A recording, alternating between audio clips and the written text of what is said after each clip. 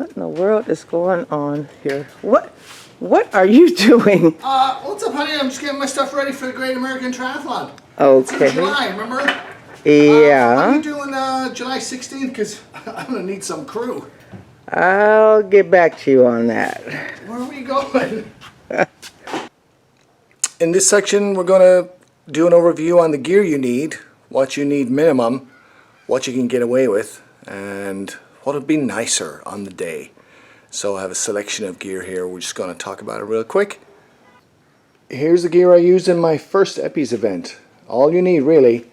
Cheap little kayak. I think I bought at Dick's Sporting Goods. Now, it's going to be stable. It's going to be easy to get in and out of. It's going to be cheap to purchase or borrow, but it's not going to be fast. And you can get spun around real easy in there. But still, it'll do fine. Tons of people have kayaks like this. Very common are sit-on tops, where instead of sitting inside, you're sitting on top. The kayaks are essentially unsinkable. Of course, you can't fall off. And then I just use a regular mountain bike I happen to own already, and just a cheap Bell cycling helmet. This is when I wanted to try Eppies for a laugh and see what kind of fun it was going to be. So literally as simple as that. Some running shoes, just have flat pedals, threw a water bottle on there, and off I went. And that's all you need. PFD I picked up on sale at Walmart, I think, for like 25 bucks. Borrow one, doesn't matter. Cycling shoes, do you need them? No, you don't. Never worn them. I see people take a lot of time in transition to switch into their shoes, and then when you get off the bike, you remember, if you're an iron person, you have to make your way to the kayak in your cycling shoes, or take them off and run barefoot, or have another plan. So I prefer to do the whole thing in my sneakers, regular running shoes, wear them on the run. Just make sure you have flat pedals on your bike, not pedals like this. You want to think about that the day before. And then once you get off the bike, you can run across the transition area to the kayak, jump in the kayak. Who cares if your sneakers get wet? I'd rather not have my cycling shoes get soaked. Those are my thoughts on cycling shoes. Skip them unless you're part of a team. Water or a drink. Do you need to bring it or not? For me, on the run, I don't bother. There are some hydration stations on the course, and you just want to hydrate before you start. So I skip it. I always have a water bottle on the bike ready to go with lots of ice in it when I drop it off. And then for some reason, as the day progresses, by the time I get to the kayak, my tongue's hanging out, so I'll usually put something like this. Remember, the kayak's going to be there for quite a few hours sitting in the sun. So this is a kind of a cheap thermos I got from work, and I'll fill that up with water or some kind of drink and a bunch of crushed ice. And as soon as I jump in the kayak and get afloat, down the hatch. Tastes great. What kind of shorts do you need? Each event I've run, I've just used regular running shorts with a mesh liner. Can you use cycling shorts? Sure. When are you going to change into them? Very uncomfortable on the run. Again, unless you're part of a team, I would skip the cycling shorts. Too bulky for 2/3 of the event. This style of short is a good compromise. It's like triathlon style. It's got a thin pad in there, tight fitting. I've certainly seen people wear those, iron persons, and that would work fine if you've trained in it and you find it comfortable for the run and the bike, of course. Because remember, once you're done with the bike, then you're going to be sitting on your butt for a 6-mile paddle. So cycling shorts, don't need them.